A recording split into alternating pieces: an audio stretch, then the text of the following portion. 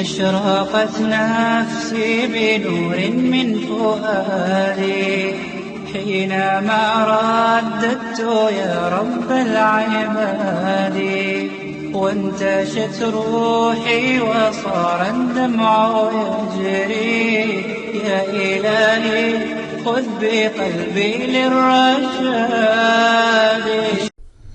بسم الله الرحمن الرحيم.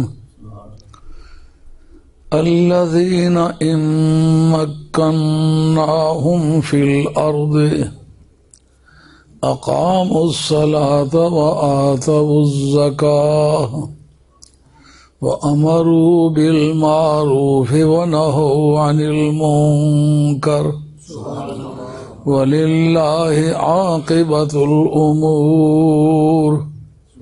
صدق اللہ مولانا العظیم. ہم ایک ایسے دین کے ماننے والے ہیں جو ہر مشکل سے مشکل مرحلے سے گزرا ہے اور سلامت بچ نکلا ہے. اس کے فارمولے ایسے ہیں کہ آسمانوں کی بجلیاں اور سمندروں کے طوفان بھی اس کی پالیسی کو چیلنج نہیں کر سکتے. اسلام بہت بلند و بالا ضابطے کا نام ہے جو ہر طرح کی مشکلات سہنے کی پوزیشن میں ہے. اسباب کی موجودگی میں تو ہر انسان ہر مشن مقابلہ کر گزرتا ہے، مگر اسباب نہ ہونے کی صورت میں مقابلے میں کامیابی کے ساتھ عہدہ برا ہونا یہ اسلام کے خصوصیات میں سے ہے. ذریعہ کوئی نہ ہو مگر اسلام بچ نکلا ہو. اسلام پر وہ وقت آیا کہ ان الاسلام بدا غریبا ثم سیعود کما بدا. اکا دکائی کر کے دین آیا ہے. ان دین کو ماننے والے بیک مشت ہزاروں کی تعداد میں کارواں در کارواں قافلہ در قافلہ نہیں آئے. ابتدائی طور پر اکا دکا آدمی آتا رہا، قلیل و تعداد لوگ. غریباً کے معنی قلیل و تعداد لوگ اس میں آئے. ایک وقت وہ آئے گا کہ پھر اسلام سمٹ کر اسی طرح چند افراد پر مشتمل رہ جائے گا. یہ قرب قیامت کے آثار سرکار نے فرمائے ہیں، مگر یہ بھی ساتھ فرمایا کہ قیامت اچھے لوگوں پر نہیں آئے گی، سوسائٹی کے بدترین لوگوں پر قیامت آئے گی. جب پوری زمین پر اعلان ہوگا کہ ہے کوئی میرا بندہ جو میرا ذکر کرنے والا ہے، جب پوری زمین سے جواب نفی میں ہوگا تو قیامت آئے گی. اس کا مطلب یہ ہے کہ اللہ اللہ کرنے والوں کا وجود بقائے کائنات کا ذریعہ ہے اور قیامت کے راستے میں دیوار کا کردار ادا کر رہا ہے. مگر اس جگہ انسانی انقلابات میں ایک دور ہے جس کا نام ہے انقلاب اقتدار. کبھی آدمی کو ناگاہ اقتدار مل جاتا ہے. اللہ کریم فرماتے اقتدار ملا یا نہیں ملا. لَيَنْصُرَنَّ اللَّهُ سُبْحَانَهُ وَتَعَالَى. اللہ امداد فرمائے گا، میں ینصرو، جو اس کی امداد کرے گا. اللہ ان کی امداد کرے گا جو اللہ کی امداد کرے گا. اس پر ایک سوال پیدا ہوا کہ اللہ کو امداد کی کیا ضرورت ہے. یہ سوال مقدر کا جواب ہے، انڈرسٹوڈ کویشچن کا آنسر ہے ان اللہ لقوی عزیز. اللہ کی ذات پاک قوی بھی ہے، طاقتور بھی ہے اور غالب بھی ہے سب پر. یعنی وہ کسی کی امداد کا محتاج نہیں، صرف تمہارا مزاج ٹیسٹ کرنے کے لیے کہ تم جس کو اللہ کہتے ہو اس کے مشن کے لیے کوئی دشواری بھی برداشت کرنے کے لیے تیار ہو یا نہیں ہو، یا اس کے حالات کے اتار چڑھاؤ میں تم کس کے ساتھی ہو، تعلیمات خدا بندیہ کے ساتھی ہو یا تم اپنی من مانی کرنے والے بندے ہو. اللہ نے آگے فرمایا الذین ان مکناہم، پیچھے ایک جملہ آیا ہوا ہے لینصرن اللہ من ینصرہ. اللہ یقیناً ان کی امداد کرے گا جو اس کی امداد کرتے ہیں. لیکن اس کا تعارف نہیں کرایا وہ کون لوگ ہیں. یہ صفت موصوف کی ترکیب ہے. من جو پیچھے گزرا ہوا ہے اللہ ان کی امداد کرتا ہے جو اس کی امداد کرے. فرمایا وہ کون لوگ ہیں؟ کہا الذین مکناہم فی الارض، کہ جس وقت ہم زمین میں ان کے پاؤں جما دیں، ان کا اقتدار قائم کر دیں. وہ یہ ضروری نہیں کہ کسی پورے ملک پر ان کا اقتدار ہو، ممکن ہے گھر کی چار دیواری میں بھی ہو، محلے کی گلی میں بھی ہو، کسی ٹاؤن میں بھی ہو، کسی خاندان میں بھی ہو. جس کے پاؤں جہاں جما دیں وہ اپنے آپ کو اس کا خالق و مالک نہ تسلیم کر لے. اس کو پتا ہو کہ مجھے کسی نے اقتدار دیا ہے، جو جس نے مجھے دیا ہے مجھ سے واپس بھی لے سکتا ہے.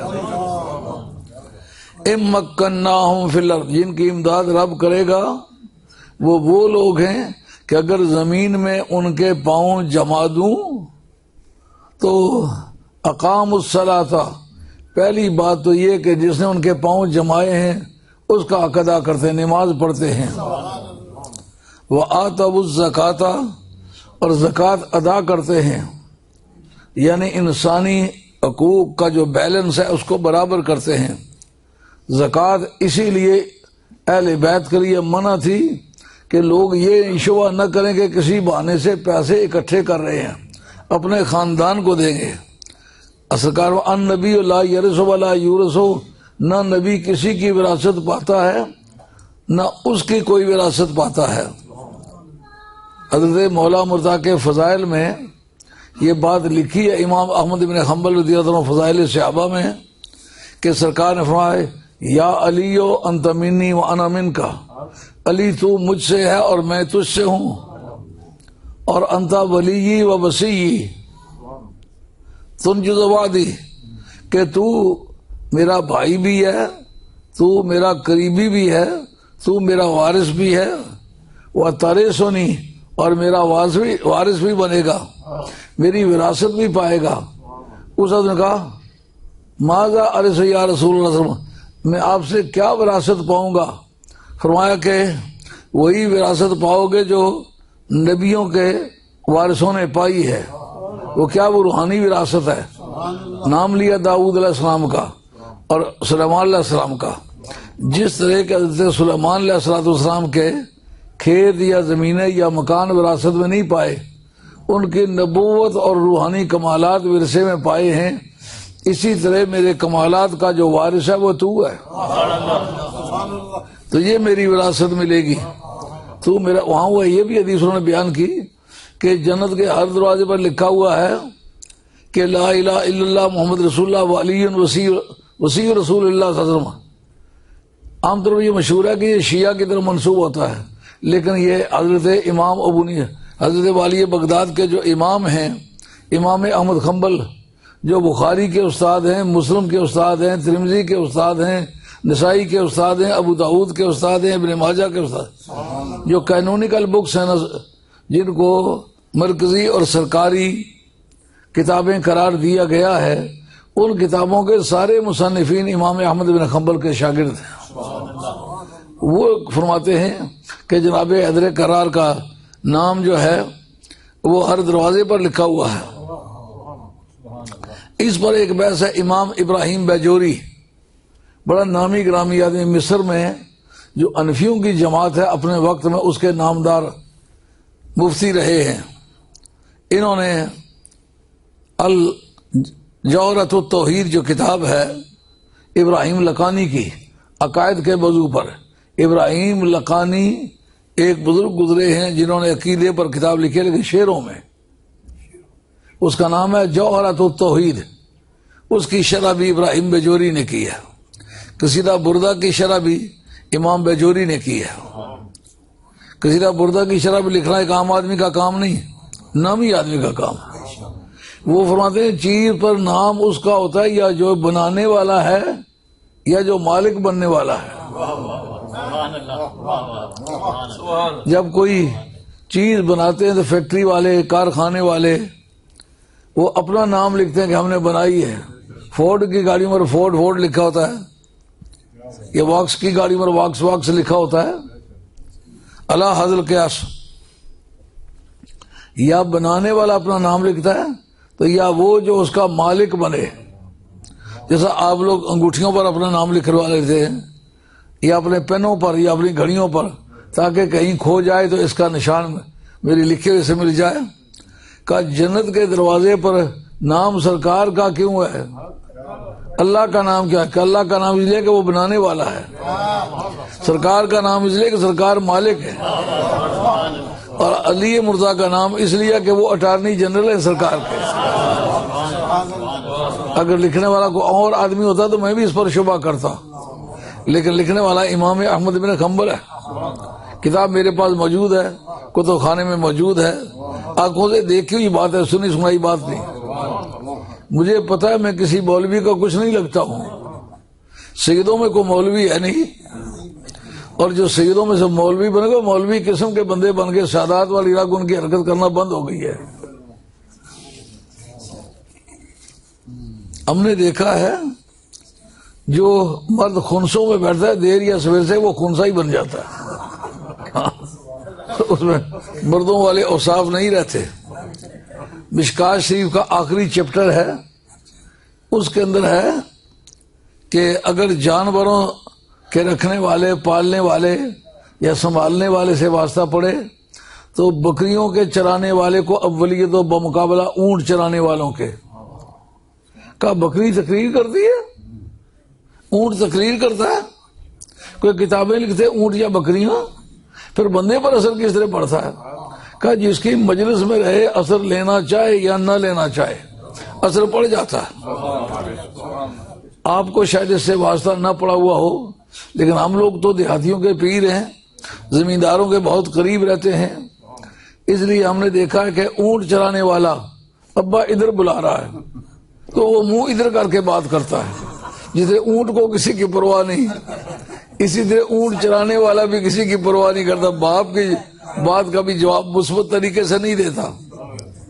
اور بکریوں والوں نے اپنے بکریوں کے نام رکھے ہوتے ہیں، او چینی، او بچی، او ٹچری، فوراً اسے جو ہی نام لیا جائے مڑ کے دیکھتی ہے تو بکری والا واپس ہو، واپس لوٹ، وہیں سے واپس ہو جاتی ہے۔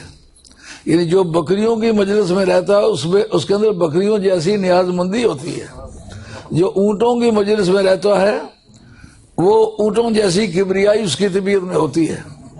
ہمارے سید گھوڑوں کے سوار ہوتے تھے، جس سید کی گھوڑی چڈو ٹائپ ہوتی تھی وہ خود بھی چڈو ٹائپ ہوتا تھا، وہ بھی چلتا تو حساب سے چلتا جیسے گھوڑی اس کی حساب سے چلتی تھی وہ بھی۔ تو اس لیے یہ سمجھنا بالکل سراسر غلط ہے کہ کسی کی مجلس کا کچھ اثر نہیں ہوتا۔ چونکہ میں مولوی برادری کا آدمی نہیں ہوں، میں سید برادری کا آدمی ہوں، میرے ساتھ تو نرمی کا سلوک کوئی مولوی بھی نہ کرے نا۔ اگر میری کوئی بات ہاتھ آ جائے تو کبھی نہ چھوڑے، صرف وہ ڈرتے اس لیے ہیں کہ میں نے دیکھی ہوئی بات کرنی ہوتی ہے، سنی بات کرنی نہیں ہوتی۔ تو یہ امام احمد ابن حنبل جو حضرت غوث پاک کے امام ہیں، ایک ایسا آدمی جس کی موت والے دن 2 لاکھ یہودی مسلمان ہوئے ہوں، وہ امت مسلمہ میں اکیلا امام احمد بن حنبل ہے۔ جب تک تو وہ زندہ رہے بات کرتے رہے نا، لیکن جب وہ فوت ہو گئے اس وقت ان کی طرف سے آواز کرنے والا کون تھا؟ صرف ان کی صورت دیکھ کے کہ وہ مسلمان ہو گئے۔ یہودی اور ہندو 2 بڑی متعصب قومیں ہیں، یہ کبھی اپنا دین نہ چھوڑے۔ خواجہ غریب نواز سلطان ہند سرکار کے دستے اقدس پر 90 لاکھ ہندوؤں نے بغیر کسی جبر و تشدد کے کلمہ پڑھا۔ آپ کو یاد ہے نا جس وقت وہ پوپ نے اعلان کیا تھا کہ اسلام جبرن پھیلا ہے، تلوار کی دھار کے نیچے لوگ کھڑے ہو کے کلمہ پڑھتے رہے، تو ہم نے خواجہ غریب نواز کا نام لیا اور پر تقریر کی ٹی وی پر، تو وہ ٹھس کر گئے کہ بتاؤ خواجہ غریب نواز کے بعد آرمی کتنی ساری تھی، ہتھیار کتنے سارے تھے، وہ جبر کہاں کیا؟ اس جبر کی یادگار میں کوئی تاریخ پیش کرو جس نے یہ ثابت کیا ہو کہ خواجہ غریب نواز نے فلاں کو مار کے ڈرا کے جان کا خطرہ ڈال کے اس کو کلمہ پڑھوایا ہو۔ تو معلوم آپ بندگان خدا زندہ گزاروں سے گزرے۔ جانوروں کا اگر اثر ہوتا ہے تو اللہ والوں کا اثر کوئی نہیں ہوتا۔ غوث پاک نے جس شخص کو اپنا امام مانا ہے معمولی بندہ تو وہ نہیں ہے۔ اور میں نے اپنے طور پر یہ بات مختلف کتابوں میں پڑھی ہوئی تھی کہ حضرت امام احمد بن حنبل کہتے ہیں ما جاء فی احد من الصحابۃ من الفضائل ما جاء فی شان علی بروایات خسان، کہ کسی بھی صحابی کی شان میں اتنی فضائل نہیں آئے جتنے کہ حضرت علی قرار کی شان میں آئے ہیں، اور آئے بھی معتبر روایتوں کے ذریعے سے، کمزور روایت حضرت مولا مرتضیٰ کی شان میں کوئی نہیں ہے۔ تو اس بات کو میں نے عملی طور پر پہلے نہیں پرکھا تھا، اب امام احمد خبل کی کتابیں لے کے جب ان کا مطالعہ شروع کیا تو انہوں نے باب باندھتے وقت ہی واضح کر دیا کہ میں جو بتاتا ہوں وہ یہ لکھا ہوا ہے۔ اقتدار مل جائے تو آدمی ثابت قدم رہے، غلط کام نہ کرے، اپنے حدود کے اندر رہے تو دن بدن اقتدار بڑھتا ہے۔ حضرت عمر بن عبدالعزیز نے اقتدار کے اندر رہ کے اختیارات کو اپنے محدود ایریے میں استعمال کیا، آج تک مسلمانوں کی زبان پر ان کا نام چلتا ہے کہ نہیں؟ حالانکہ عبد الملک بن مروان ایسا ملعون شخص ہے جس کا نام جو بھی کتاب لیتی ہے لعنت کر کے اس کا نام لیتی ہے، اور ہمارے مفتیان اسلام نے ہماری فقہ کے اندر کہا کہ مروان سے بغض رکھنا، اس کو برا سمجھنا، برا کہنا، یہ محبت آل بیت کے لیے ضروری ہے۔ شاہ عبدالعزیز صاحب محدث دہلوی رحمۃ اللہ علیہ فتاوی عزیزیہ کے اندر بھی لکھا، ایسے برے خاندان کا انسان ہو کے جب وہ ثابت قدمی پر آیا، جگہ جگہ ان کی کرامات بھی دیکھی گئیں، رد مظالم بھی کیا ان کے خاندان کی طرف سے، جس کے ساتھ جو ظلم و ستم ہوا تھا وہ سارا انہوں نے ریٹرن کیا، اور آپ نے اپنی بات کی پرواہ نہ کی۔ تو جنہوں نے ظلم کر کے اپنے پائے مضبوط کیے تھے ان کو تو لوگ لعنت لعنت کر کے پکار رہا ہے۔ جس آدمی نے اپنے آپ کو قربان کر کے رب کو راضی کیا اس کے قصیدے پڑھے جا رہے ہیں، حتیٰ کہ جنگل کے جانوروں نے مانا کہ عمر بن عبدالعزیز جس دن سے تخت اقتدار پر آیا ہے ہم نے اپنے شکار کرنے بند کر دیے۔ بڑی بات ہے کہ نہیں؟ کتنی بڑی! جانوروں کو کس نے وحی کی ہے کہ عمر بن عبدالعزیز اقتدار میں آیا ہے، اب تم نے کوئی جبر کا کام نہیں کرنا۔ تو جتنی دیر ان کی خلافت رہی ہے، گڈریوں کا بیان ہے التواتر، یہاں کا گڈریا الگ بیان کرتا ہے، لوٹن کا گڈریا الگ بیان کرتا ہے، برمنگم کا گڈریا الگ بیان کرتا ہے۔ ریوڑ چرانے والوں نے کہا جس دن سے حضرت عمر بن عبدالعزیز اقتدار میں آئے ہیں اس دن سے لے کر ہمارے ریوڑ جو ہے ان کی راکھی کرنے کی ضرورت نہیں رہی۔ جو ملک کا اقتدار اعلیٰ ہے، ساورن آف دا کنٹری ہے، جس کے پاس ساورنٹی ہے، ملک کا آخری اقتدار جس کے پاس ہے، جب وہ سیدھا ہو جائے ملک ایک دن میں سیدھا ہو جاتا ہے۔ اور وہ اس عقیدے کے آدمی ہے کہ ایک مرتبہ سید عبداللہ میس ان کے پاس تشریف لے گئے۔ اب بڑا خوبصورت سید تھا، حسنی سادات میں، بال گھنگریالے لمبے لمبے کندھوں تک، سفید گورا رنگ، لمبی گردن، پہلوانوں کی طرح چلنا، بازار پہ گزرتے دونوں طرف بندے کھڑے ہو کے دیکھتے۔ ان کے پاس گئے، بہت اچھے طریقے سے دستبوسی کی اور سامنے بٹھایا اور عرض کیا کہ اے شہزادہ رسول، آئندہ جب کبھی آپ کو میری ضرورت پڑے تو میرے پاس آنے کی ضرورت نہیں، مجھے چٹ لکھو، میں خود حاضر ہو جایا کروں گا، اور اگر میں چٹ کی تعمیل نہ کروں تو اپنے آپ کو مجرم اور گنہگار سمجھوں گا۔ مزہ آیا نا؟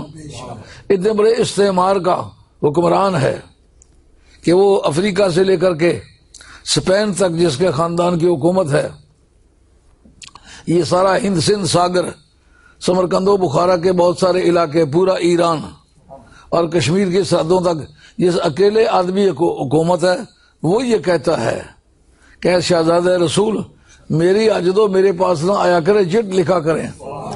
معلوم ہے ان کے دلوں میں اولاد رسول کا احترام اتنا تھا جس کی کچھ انتہا نہ تھی۔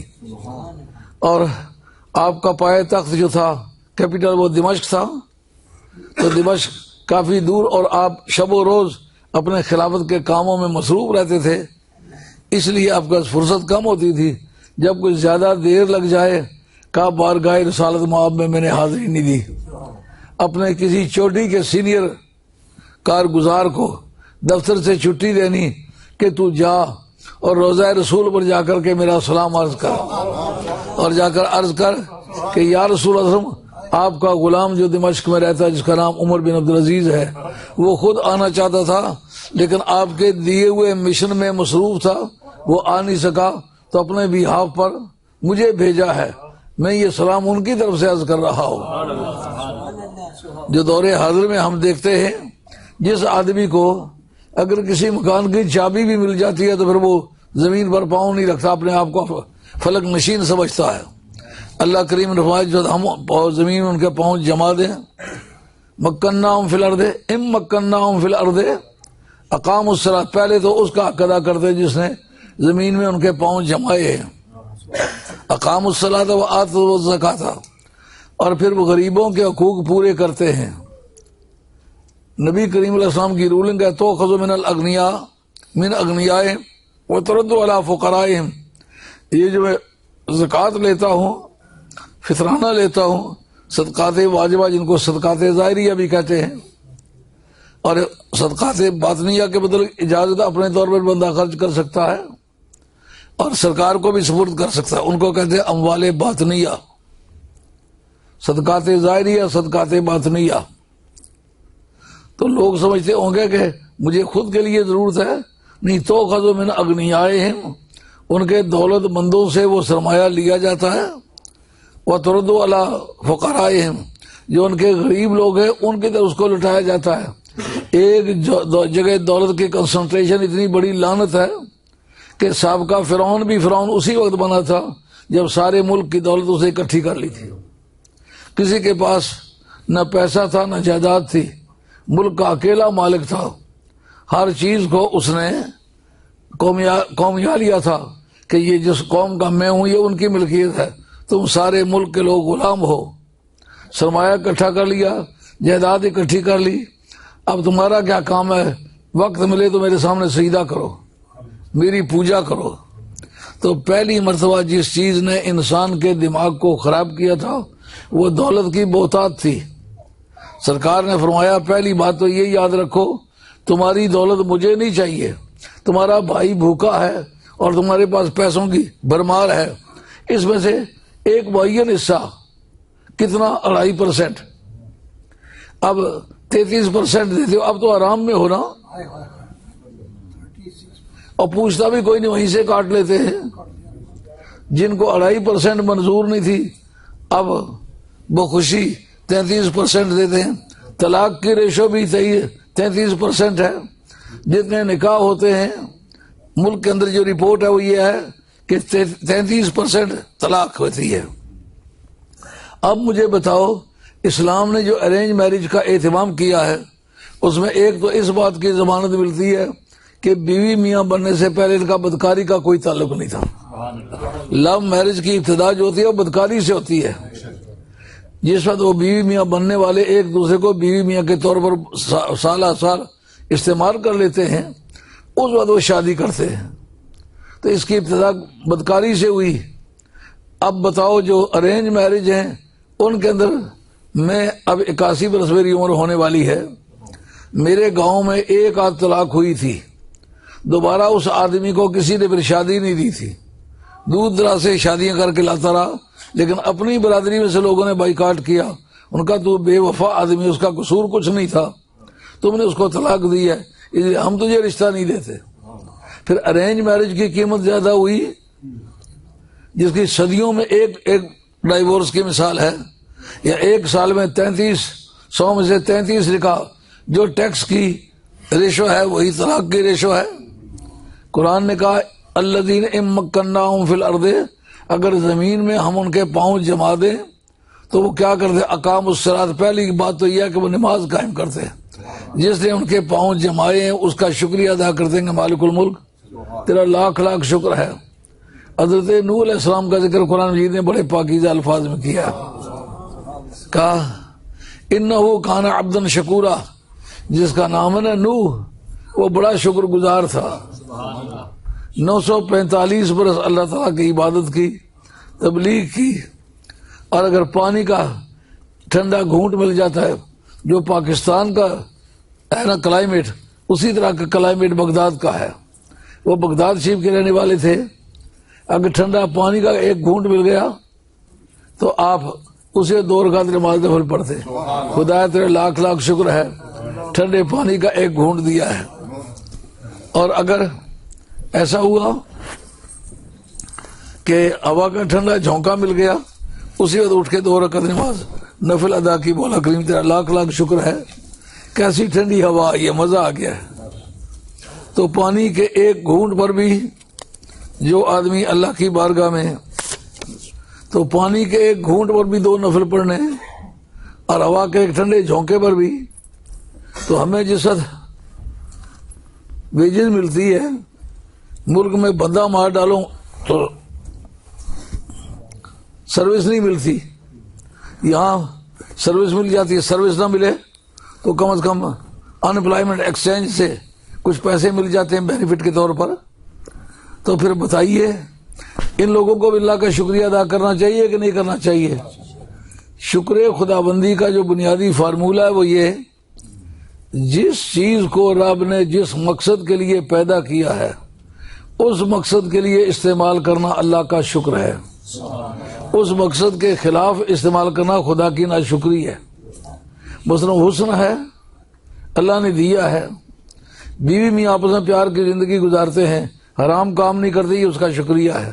ان میں سے جو بھی حرام کام کرتا ہے اس کی شکل بگڑ جاتی ہے کہ نہیں بگڑ جاتی؟ زوال صحت ہوتا ہے نہیں, حسن ضائع ہوتا ہے کہ نہیں؟ بڑے بڑے پہلوان بندے آخر میں جوڑوں کے دردوں سے بیٹھ جاتے ہیں. سر کا درد ہے, کمر کا درد ہے, بازو کا درد ہے, چھاتی کا درد ہے, درد ہی درد ہے. کیوں بھائی؟ جس وقت صحت اچھی ہوئی, جدھر بھی گئے برائی کی نظر استعمال کی, برائی کے ارادے استعمال کیے, ہر بڑے مقصد کے لیے اپنی صحت کو, اپنی عافیت کو, اپنی قوت کا استعمال کیا, بیٹھ جاتے ہیں کہ نہیں؟ اللہ حضرت کا دولت دی ہے, اللہ تعالیٰ کا شکریہ ادا کرو, اس میں غریبوں کی مدد کرو, مسکینوں کی مدد کرو, اس کا 2.5% زکوٰۃ دو, سونا چاندی ہے اس سے بھی 2.5% کے حساب سے زکوٰۃ دو, فطرانہ دو, یتیموں مسکینوں مسافروں کے سر پہ ہاتھ رکھو, یہ اس کا شکریہ ہے. وہ آدمی مجھے ایک بتلا دو جو رائے مولا میں اس طرح پیسہ خرچ کرنے والا اس کو زوال ہوا ہو. میری اطلاع میں کم از کم نہیں, 84 ملکوں میں گیا ہوں, بے شمار لوگوں سے ملاقات ہوئی ہے. جو رائے مولا میں جائز طریقے سے خرچ کرنے والے لوگ ہیں ان کا دن بدن مال میں اضافہ ہوتا رہتا ہے. حرام کاموں پر استعمال, جو ہی پیسہ ہوا اپنے قریبی رشتہ دار سے زمین چھین لی, مقدمے بنا دیے, بیجا قبضے کر دیے, پٹواریوں کے ساتھ مل گئے اور جا کے گردابروں کے ساتھ مل گئے, تحصیلداروں کے ساتھ. اب تو ہائی کورٹوں کے ججوں کو خریدنا بھی آسان ہو گیا کہ کتنے کام حرام طریقے سے ان سے لیے گئے. آپ کو اخبارات میں پڑھنے سے ضرور پتہ چلا ہوگا. حضرت امام ابو حنیفہ رضی اللہ عنہ کو چیف جسٹس کی پوسٹ پیش کی گئی کیونکہ آپ ہم یعنی آل بیت میں سے تھے. یہ ساری کتابیں عقائد کی بھی لکھیں گی, اصول فقہ کی بھی لکھیں گی کہ حضرت امام ابو حنیفہ کس عقیدے کے آدمی تھے, کس کے ساتھ کے آدمی تھے. حضرت امام ابو حنیفہ یہ صاحبزادے ہیں حضرت ثابت کے, نام آپ کا نعمان ہے, اور جو ثابت ہے وہ جناب حیدر قرار کے خادموں میں سے تھے. ایک دن سحری کے وقت موسم بڑا ٹھنڈا تھا, مدینہ شریف کی سردی بھی اسی طرح شباب دکھاتی ہے جس طرح سرکار دو عالم صاحب کی نبوت کا شباب ہے. البتہ گرمیوں میں یہ ہوتا ہے کہ مختلف ہوائیں چلتی ہیں, کبھی ٹھنڈی ہوا آ گئی, کبھی گرم آ گئی, کبھی زیادہ ٹھنڈی آ گئی. اس طرح پتہ چلا ہوائیں ویٹنگ لسٹ پہ کھڑی ہیں, ایک چلتی ہے تو دوسری کہتی ہے پھر میرا بھی انتظار کر. یک موسم تبدیل ہوتے ہیں, مزہ ہی آ جاتا ہے مدینہ طیبہ ٹھہرنے کا. اور جتنے مسکین اور غریب لوگ ہیں, سرکار کے گنبد خضرا کا جو سایہ ہے نا اس کے نیچے آ کے لیٹ جاتے ہیں. کتنا بھی موسم گرم ہو وہاں اچھی طرح نیند آئی تھی, موسم ٹھنڈا ہوتا ہے, طبیعت خوش ہو جاتی ہے. ہم نے سرکار کے اس پورے احاطے کے علاقے میں کسی کتے کو پھرتے نہیں دیکھا, دور دور سے دیکھتے اور منہ ادھر کر کے چلتے, منہ ادھر کر کے چلتے ہیں, لیکن بھونکتے نہیں دیکھا کسی کتے کو بھی. مزہ آیا ہے نا سرکار کی بارگاہ کا. ٹھنڈی ہوائیں چلتی ہیں اور موقع بموقع لوگ آتے ہیں اور یہ جان کے کہ یہ سرکار کے گنبد خضرا کے سائے میں لیٹے ہوئے ہیں، جگا جگا کے ان کو کہتے ہیں یہ پلاؤ کھا لو، یہ بریانی کھا لو، یہ حلوہ کھا لو، یہ پیسے لے لو۔ ان کی تو زندگی ہوئی نا۔ لوگ جو یتیموں مسکینوں کا حق ادا کر دیں گا وہ آتوا الزکوٰۃ، پاؤں جما دیں، پہلے اللہ کا حق ادا کرتے ہیں جس نے یہ سب چیزیں دی ہیں، پھر اپنے ابنائے جنس کے جو ان کے ہم جنس ہیں، ایک بڑے سے بڑا بادشاہ ہے اور ایک گداگر بھکاری ہے، سڑک کے کنارے بیٹھا بھیک مانگ رہا ہے، دونوں میں انسانی برادری ہے۔ اگر وہ جانے تو سمجھے کہ یہ تاج و تخت رب کی دین ہے، جس نے اس کو محتاج کیا اسی نے مجھے بادشاہ کیا ہے، اب مجھے اس کی ہمدردی کرنی چاہیے۔ زکوٰۃ دینے کے یہ معنی تلاش کر کر کے تو ان کو جا کر ان کے ہتھیلی پر رکھنی چیزیں۔ اور تنزل الملائکۃ والروح فیہا بإذن ربہم، بإذن ربہم کی تفسیر میں امام فخر الدین رازی لکھتے ہیں، کہتے ہیں آسمان کے جو فرشتے ہیں اللہ کی اجازت سے کیوں آتے ہیں، اس میں اللہ کے حکم سے کیوں نہیں آیا؟ بأمر ربہم، کہا بإذن ربہم۔ اذن اس وقت ہوتا ہے جس وقت کے معذون کی کوئی حاجت ہو، وہ کہے جناب مجھے یہ کام کرنے کی اجازت ملنی چاہیے۔ فرشتے درخواست کرتے ہیں مولا کریم زمین پر جانے دے، اللہ پھر ان کو جانے کی اجازت دیتا ہے۔ کہتا ہے وہ درخواست بھی کیوں کرتے ہیں؟ کہ بہت ساری عبادات ایسی ہیں جو زمین پر ہوتی ہیں، آسمان پر نہیں ہوتی۔ وہ کون سی عبادات ہے؟ کہ بڑے سے بڑا امیر اور دولت مند، عزت و آبرو والا، وہ جا کر غریب کے دروازے پر کھڑا ہوتا ہے، دروازہ کھٹکھٹاتا ہے اور عاجزی کے ساتھ صدقہ خیرات اس کے ہتھیلی پہ رکھتا ہے اور دعا کا طلبگار ہوتا ہے۔ آسمان پر کوئی ایسی صورت نہیں کہ بڑی شان والا فرشتہ چھوٹی شان والے فرشتے کے پاس جائے اور اپنی حاجت اس کے سامنے پیش کرے۔ اور پھر یہ کہ وہ جتنے آسمانی فرشتے ہیں وہ دیکھتے ہیں کہ آسمان پر کوئی رونے کا سسٹم نہیں ہے، زمین پر رونے کا ایک سسٹم ہے کہ بندہ کسی اپنی خطا سے متاثر ہو کر اللہ کی بارگاہ میں شرمندہ ہو کر کے روتا ہے۔ حدیث قدسی ہے انین المذنبین احب الی من زجر المسبحین، کہ میری بارگاہ میں گنہگار کا اپنے گناہوں پہ نادم ہو کے رونا تسبیحوں کی گونجتی آوازوں کے مقابلے میں مجھے زیادہ اچھا لگتا ہے۔ موتی سمجھ کے چن لیے شان کریمی نے قطرے جو تھے میرے عرق انفعال کے۔ وقت اختتام پذیر ہوا، میں اب آپ سے اجازت چاہتا ہوں۔ اللہ میرا اور آپ کا خاتمہ سچے دین پر کرے۔ وما علینا الا البلاغ المبین، وآخر دعوانا ان الحمد للہ رب العالمین، الصلاۃ والسلام علی رسول خیر خلقہ محمد وآلہ وصحبہ اجمعین۔